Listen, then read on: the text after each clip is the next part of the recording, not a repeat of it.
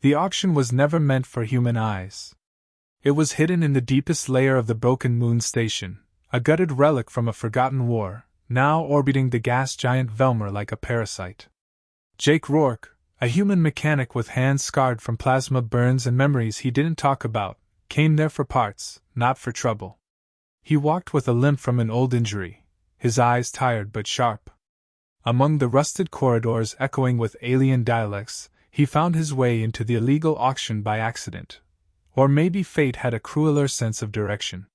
The air inside the auction hall was stale and heavy, thick with smoke from burning oils and the scent of alien pheromones.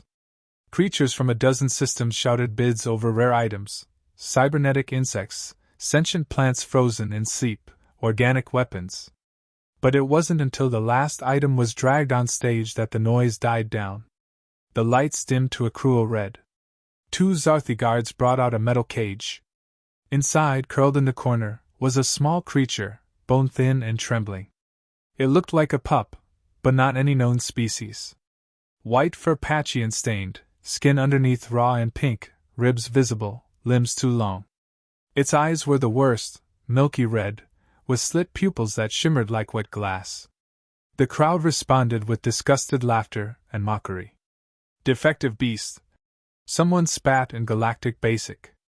Should have been terminated. The auctioneer, a fleshy alien with a breathing mask, gave it a name only in code, item number 933 Zeta. Albino hybrid. Unstable. Failed temperament conditioning. Origin classified. Starting bid 1 unit. No one moved.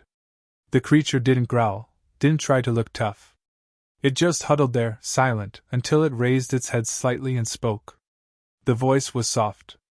It wasn't a bark or a growl. It was words, clear but trembling. Cold, it said. Help. Jake froze. The sound hit something in him like a hammer.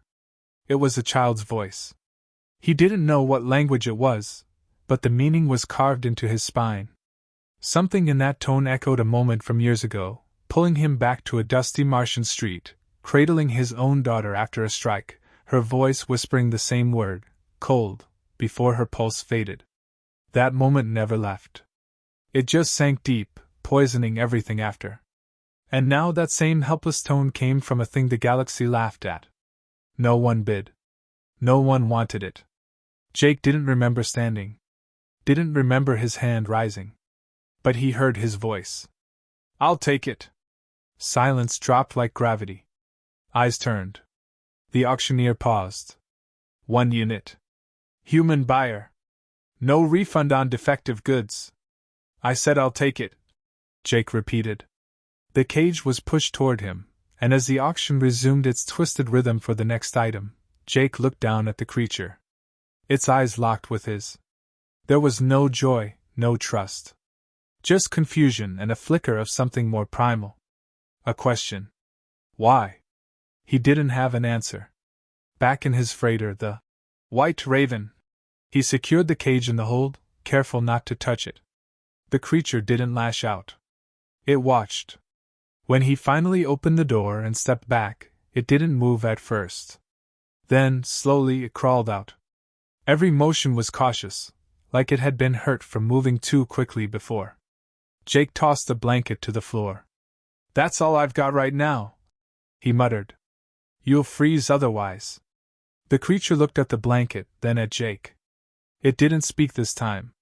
It curled up on the cloth, tucking its long limbs under its body. Jake sat against the opposite wall.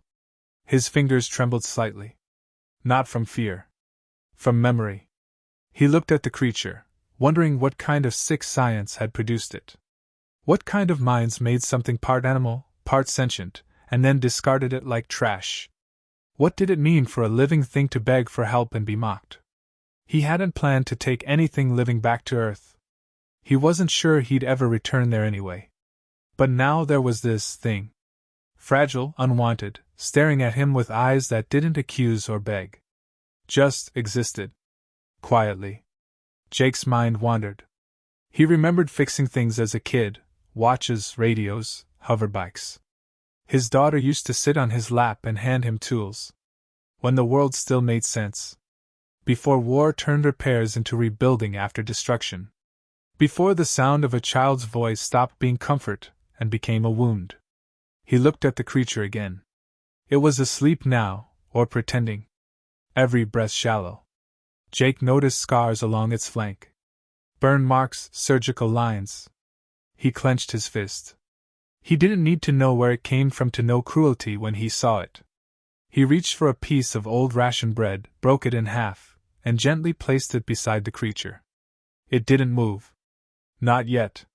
But one of its ears twitched, as if it knew the gesture. Jake leaned back, staring at the rusted ceiling. The stars outside twinkled without care. Somewhere out there, someone had decided this thing was a failure. A joke. A monster. But Jake had seen monsters. They didn't cry. They didn't ask for help. This wasn't one of them. His voice came out rough, barely more than a whisper. "You're not a weapon." "Not anymore." The creature opened one eye slowly and blinked at him. For the first time, it didn't look afraid. And somewhere in the cold vacuum of space, a story had begun. One the galaxy never expected. Jake didn't speak much as he prepped the ship for departure. The creature stayed curled near the engine room vent, drawn to the warmth.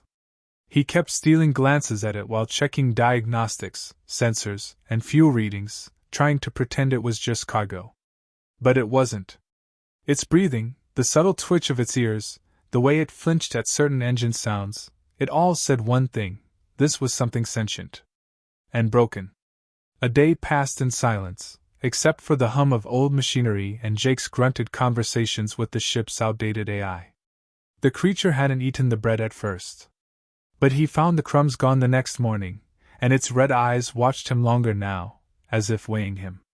It still didn't trust him. Jake didn't blame it. Trust was expensive in this universe. More expensive than fuel. He finally decided to scan it, not out of suspicion, but worry. The results shocked him. Layers of gene splicing. Non-standard neural implants. Partial vocal reconstruction. Bone density enhancements. It was a patchwork of invasive procedures, most illegal under every known interstellar law. There was no origin record. The DNA was partly Terran, Wolf base, but altered beyond recognition. The rest? Unregistered. Unknown. Someone had designed this creature to be used. Jake felt sick. All those scars weren't from accidents. They were tools. Tools shaped by hands that saw it as less than alive. He finally spoke directly. "Can you understand me?" The creature looked up. No response. Jake tried again. "Are you hungry?" Its ears twitched. Slowly it nodded. Not much, just once. Jake handed it a nutrient bar. It took it in its long, clawed fingers, sniffed it like it didn't trust it, then nibbled. No sudden movements. Just careful, slow chewing. "You've got a name?" he asked. It blinked. "Don't know." He hesitated. "You remember anything?" It paused. "Pain. Lights. Cold hands. Cage." Jake said nothing for a moment. Then he exhaled. "Yeah. That's enough." He didn't need more details. The words were plain, but the weight behind them was too familiar. The silence that followed stretched, but this time, it wasn't empty. It was acknowledgement. Over the next few days, the creature began moving more. It explored parts of the ship, always returning to the vent area, which it now claimed as a kind of nest. Jake noticed it mimicked him, studying how he fixed wires, how he adjusted cooling systems. It didn't speak often, but it watched everything. He began calling it Whistle. Not because it whistled, but because the way it breathed under stress made a soft, high-pitched sound, like air escaping from a cracked seal. It didn't object to the name. Jake kept the ship drifting through the edges of known space, avoiding stations. He had no clear plan, but instinct screamed not to take Whistle back to any populated zone. Someone had created this hybrid, auctioned it off like garbage, and let it rot. If they were still looking for it, Jake wasn't going to make it easy for them. He thought about wiping the ship's registry but didn't. He wasn't running. Not yet. But he made sure external scans were limited, that comms were encrypted, and that the ship's weapon systems, laughably outdated, were at least manually ready. One night, he awoke to find Whistle beside his bunk. Not growling. Just sitting. Watching.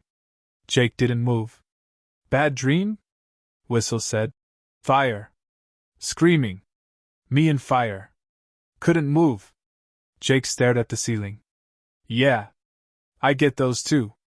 Whistle didn't reply, but it stayed there. For hours. The days blurred together. Whistle learned how to open lockers, how to help calibrate tools. It didn't complain. Never asked for more than food or warmth.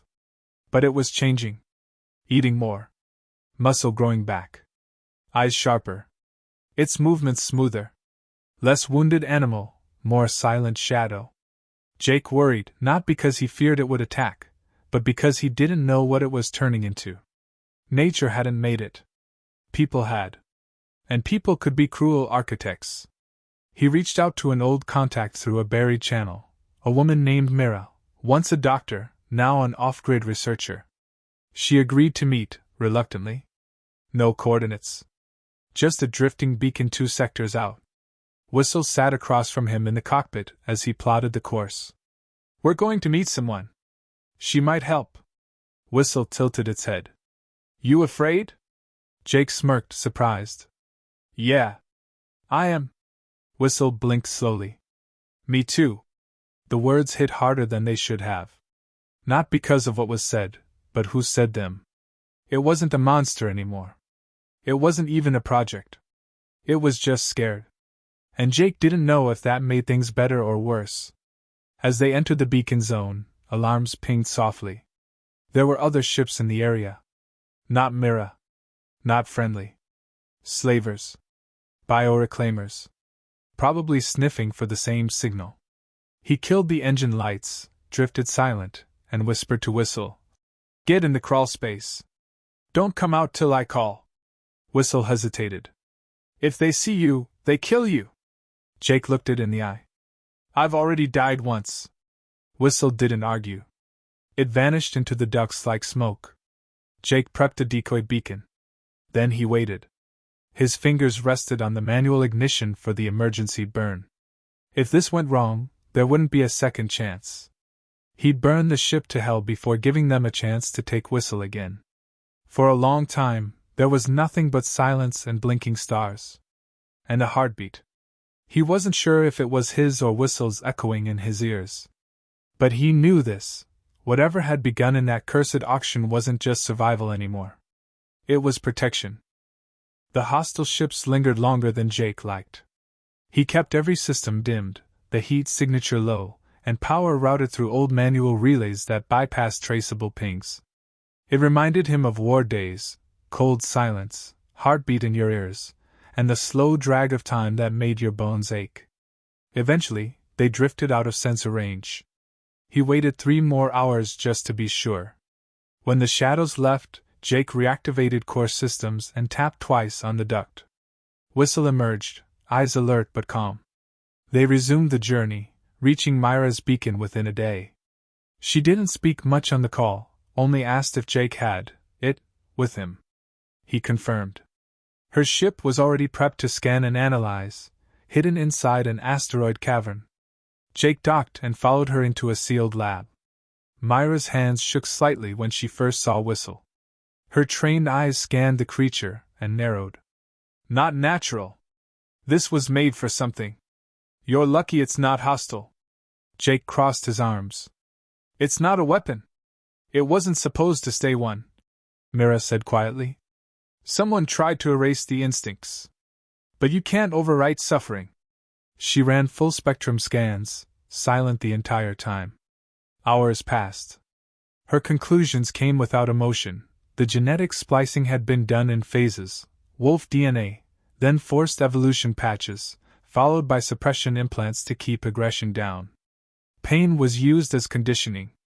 Whistle wasn't meant to thrive. It was meant to obey. Military? Jake asked. No, she said. Worse. Entertainment. Illicit arenas, private torture broadcasts. Genetic cruelty shows. There's a whole network for it. Jake stared at the wall. So someone bred it to suffer, made it look freakish, then put it in a cage to be laughed at. Mira didn't answer. Whistle was quiet the entire time, as if it already knew. When Mira injected a sedative to deactivate the pain loop neural net, Whistle flinched but didn't resist. Jake held its arm. Whistle didn't look away from him. Afterward, Mira pulled Jake aside. You should leave it here. I can hide it. Rehabilitate it. You're not safe out there with it. Jake shook his head. It trusts me. And I'm not leaving it with another stranger. You think you're its savior? You're just the first thing that didn't hurt it. That's not the same as healing. Jake's voice was quiet but firm. I'm not here to play God. I just don't want it to be alone. Mira didn't argue. She gave Jake a stabilizer for emergencies, encrypted data logs about Whistle's genome, and a burner key that might give them passage into outlier space, zones unregulated by the Senate, where few questions were asked. It wasn't safety, but it was distance. They left the asteroid cave under low thrust, navigating dense fields until the systems cleared. Jake let Whistle take the co-pilot seat, and for the first time, the creature touched the console, curious. Not afraid. Like it belonged there. Whistle began asking questions, sparse but meaningful. What is war? Why do people laugh when others cry? Does hurting stop when you're far away? Jake did his best to answer honestly. He didn't try to sugarcoat the world. Whistle needed truth more than comfort. He explained the idea of nations, hunger, cruelty, and the strange way humans both destroyed and saved each other, often in the same breath. Whistle listened, never judging, only learning. Then one question hit harder than the rest. Am I real? Jake blinked. What do you mean? I was made. Not born. Parts were chosen. Does that make me fake? Jake thought for a long time before answering. You feel. You remember. You choose. That's more real than most people out there. Whistle nodded slowly. Their journey pushed them farther toward the edge of the known systems. They stopped only when needed, trading repairs for scraps, avoiding facial scans, keeping Whistle hidden. But danger never stayed far. On one refuel stop, Jake spotted bounty tags, images of modified hybrids, including something too close to Whistle's profile. The price was high. Not for recovery. For containment. Termination optional. It was a purge order. Jake knew they had to disappear completely. He reprogrammed the ship's ID, changed the hull paint, even altered Whistle's gait with exolimb braces to reduce recognition. But it wasn't enough. They were being tracked. The auction house hadn't forgotten. Whoever created Whistle wanted the evidence gone. One night, the ship received a direct ping. Encrypted. No location, just coordinates. A message followed. You have something that doesn't belong to you. Surrender it. No negotiations. Jake didn't reply. Instead, he redirected course to a junk world, a dying mining planet surrounded by orbital debris. He'd heard whispers of an old human outpost there, abandoned after the last collapse. It would be dirty, quiet, and easy to disappear into. Whistle stood by the viewport as the junk world appeared in the distance. Will they come again? They always do, Jake said. Will you run? Jake answered honestly. Only if I have to. Whistle turned toward him.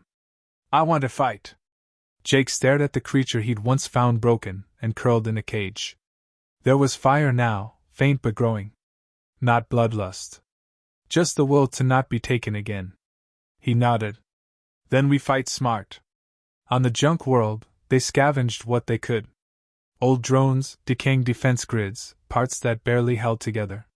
But Whistle was fast, silent, and brilliant. It learned patterns.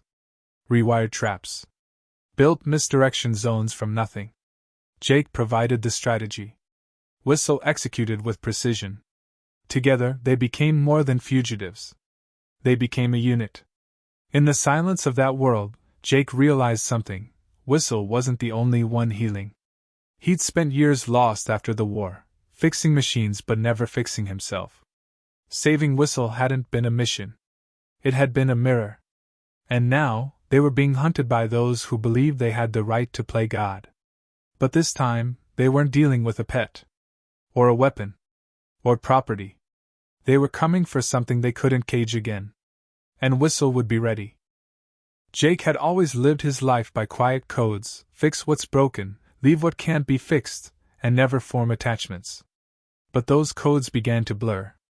The longer he traveled with Whistle, the more those old survival habits began to seem hollow. Whistle wasn't just another burden or project.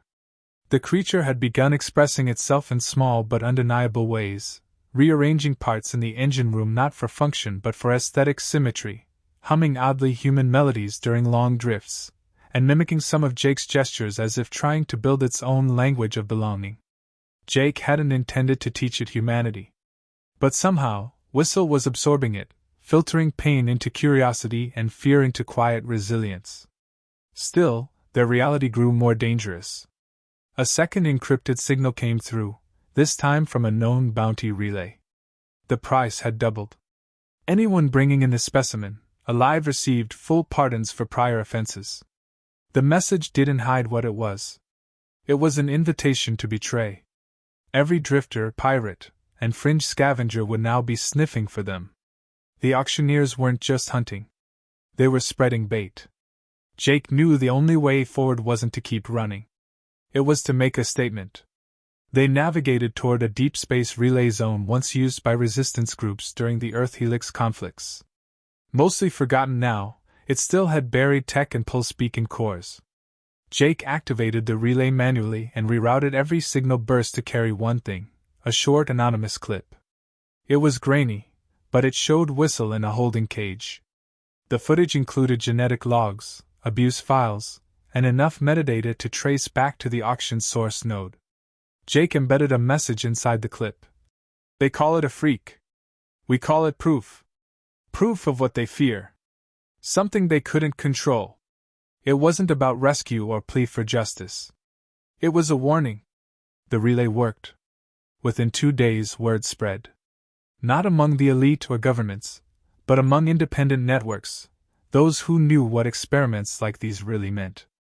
Old Earth veterans, fringe media channels, off-grid bioethics watchdogs. The signal stirred something. Not outrage, but interest. The kind that made dark projects inconvenient to their creators. Suddenly, the auction source node went dark. Its outbound traffic vanished. Scrubbers tried to erase traces of the bid logs and donor accounts. Jake wasn't naive. He knew this was containment, not justice. They weren't sorry they did it. They were sorry they got caught. The fallout bought him time. Enough to find someone who could help Whistle disappear for good. Jake reached out to an old smuggler he once saved during a border collapse, Tarek, a silent man who owed him a favor big enough to stay loyal. Tarek operated in the Farside Drift, where old freighters were broken down into invisible habitats. No laws, no systems, no allegiance. If anyone could bury someone permanently, it was Tarek. Jake and Whistle rerouted and met him at the agreed point. Tarek didn't ask questions. He examined Whistle once, said nothing, and handed Jake a black prism, an identity shard capable of rewriting DNA markers and hiding even deep sequence traces. But he had one condition. I can vanish the kid, Tarek said. But not you. Jake expected that. The attention had to go somewhere. One of them had to stay visible to draw the heat. He turned to Whistle, who hadn't said a word since the last jump. Its gaze flickered with unease, confusion, and something new, something like protest. Jake crouched beside it and placed the prism in its hand. You're not a tool. Not a weapon. And you're not mine to keep. You go now, you live. You stay, you burn with me. Whistle's grip tightened around the shard. It looked at Jake, and for the first time, the creature didn't seem small. It seemed heavy, as if weighed down by the decisions it had never been allowed to make. Then it shook its head. No. Jake blinked. I won't leave, Whistle said clearly. This isn't bravery. Jake whispered. It's suicide. I wasn't made to live, Whistle replied. But I choose not to run. Jake understood the cost. But he also saw that Whistle wasn't a child anymore, not in the ways that mattered. Somewhere in the quiet hours, the thing born in captivity had become something more. Something human. They enacted a different plan. Tarek would still vanish a phantom trail, make it look like Whistle had gone. Meanwhile, Jake and Whistle returned to the relay beacon. This time, they didn't hide behind encryption.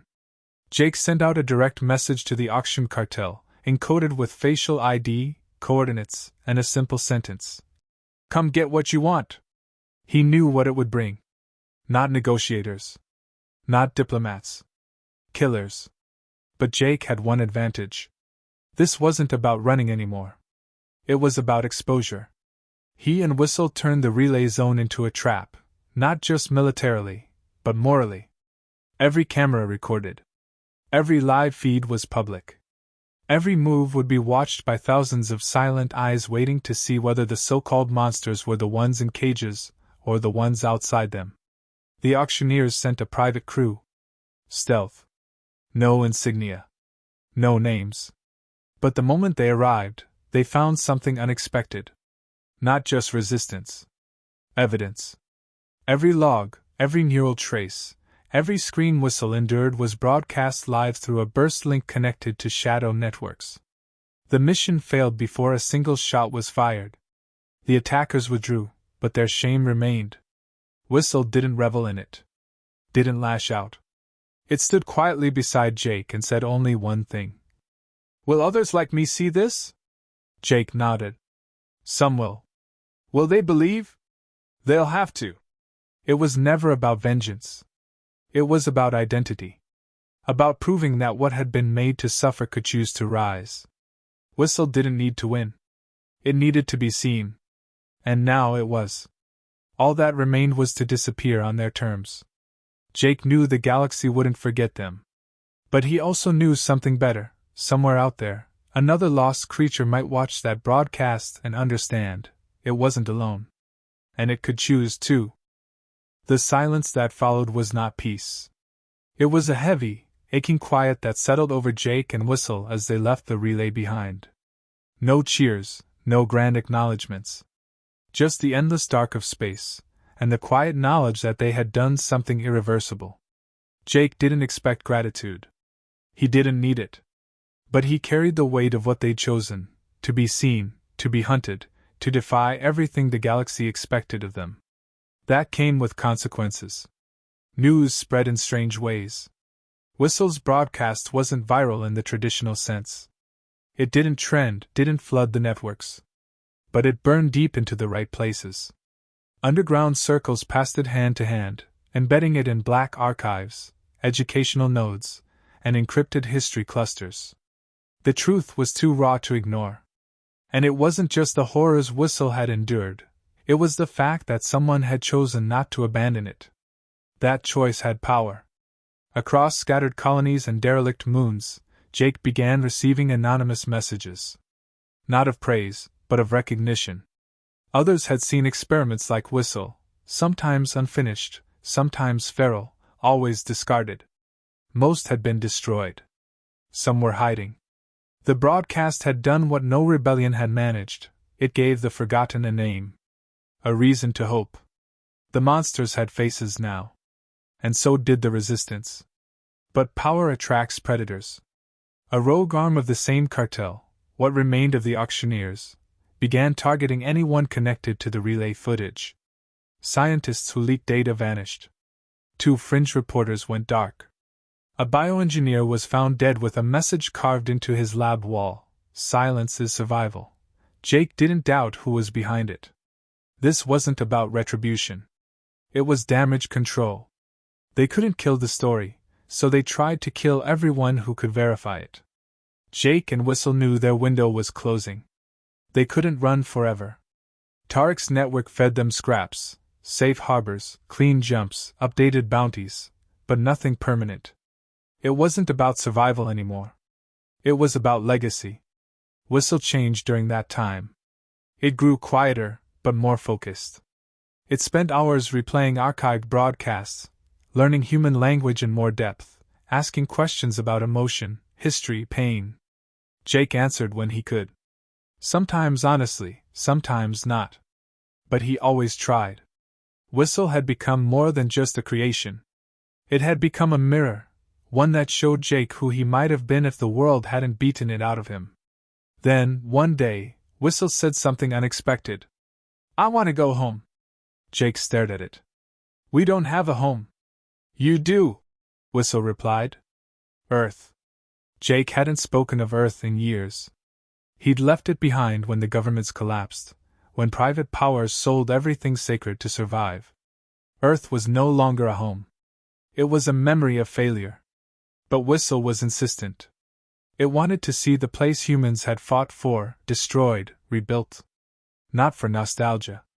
For understanding. It wanted to see where the pain had started. Jake resisted. 4 days. Maybe weeks. But in the end, he gave in. Not because it made sense, but because some part of him needed it, too. They made the jump. Earth wasn't welcoming. The atmosphere was regulated, the orbits heavily surveilled, and the landing procedures wrapped in red tape. But Jake called in one last favor from a contact in the North American Restoration Zone, a man who owed Jake his life from a mining riot decades ago. He cleared them for entry. One visitor. One alien companion. No questions asked? They landed in what had once been Ohio. Green again, mostly. Clean air. Silent fields where cities had burned. Jake walked with Whistle along the rusted rails of an old highway. No one stopped them. People stared, but didn't interfere. Maybe they didn't know what Whistle was. Maybe they did, and didn't care. They stopped by a statue, small, worn down by time. It was a memorial to a group of medics who had refused to evacuate during the last plague wave, who had died helping strangers. Whistle stood before it for a long time. Jake asked, "What do you see?" Whistle said, "Proof that being human isn't about origin. It's about choice." That night, they sat beneath the old skies, unshielded, no cloaking, no signal jammers. Just open starlight.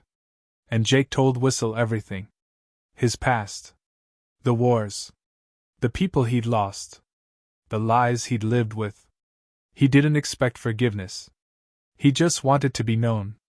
Whistle listened. Then placed its hand over his chest. "I wasn't made to be loved," it said. "But you did." Jake felt something crack in him. Something he hadn't let surface in years. The next morning, Jake woke to find a data core beside him, glowing faint blue. Whistle was gone. A recorded message played. "They will always come for me. And if they find me with you, they will never stop. But if I disappear now, on my own terms, they will hesitate. Not because I'm powerful, but because I am a story now. You made me a story. And stories are harder to kill." Jake searched, of course. 4 days. Weeks. But Whistle had erased its trail better than any ghost. It had chosen its path. Not to run, not to hide. But to become something untouchable. A myth. A warning. A legacy. Years passed. Jake returned to drifting. Quiet jobs. Simple repairs. But everywhere he went, he saw it. A mural on a fringe colony wall, a white-furred creature beside a human. A child clutching a stuffed animal with glowing blue eyes. A pirate frigate named Whistle's Wake. Whistle hadn't vanished. It had multiplied. In the hearts of the forgotten, the abused, the left behind, it had become a symbol. Not of vengeance. But of survival with dignity.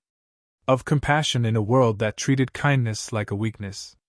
Jake never knew if he would see it again. But he carried the last message close. "They auctioned me as a freak. You saw me as something worthy. Now the galaxy knows the truth. Not because of what I was. But because you looked at me and said, 'You're not alone.'" And in the cold silence of space, those words burned brighter than any sun.